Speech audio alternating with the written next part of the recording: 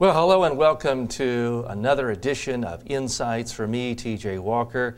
Blah, blah, blah, blah. Hold on. What's going on here? Looks kind of funny staring at the back of my head, right? Well, guess what? That's exactly what you're doing if you stand up and give the typical PowerPoint presentation where you're staring at a screen behind you. Now, what do we say when a friend betrays us? We say, oh, he turned his back on us. She betrayed me. She turned her back on me. Well, guess what? That's what you're doing if you turn your back on your audience when you're giving a PowerPoint presentation.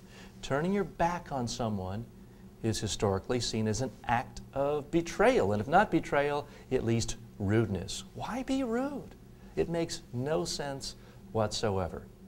Now, there was a study done back in the early 70s at UCLA showing that when it comes to the overall impression you leave an audience, especially with how much they like you, that 93% of that comes not from the actual words out of your mouth or the words on a slide, but it comes from your body language, your facial expressions, movement of your hands, your body, your head, your eyebrows, your tone of voice.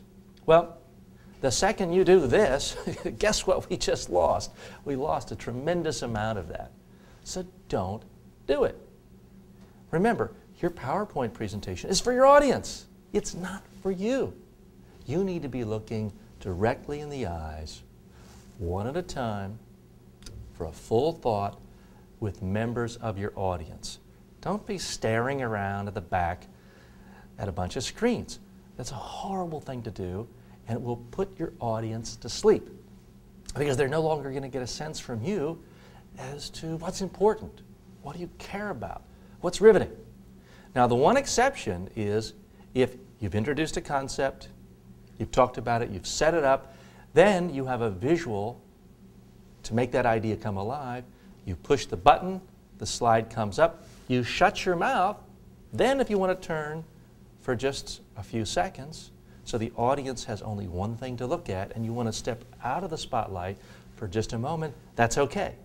But don't talk with your mouth facing the screen. It should face your audience members at all times.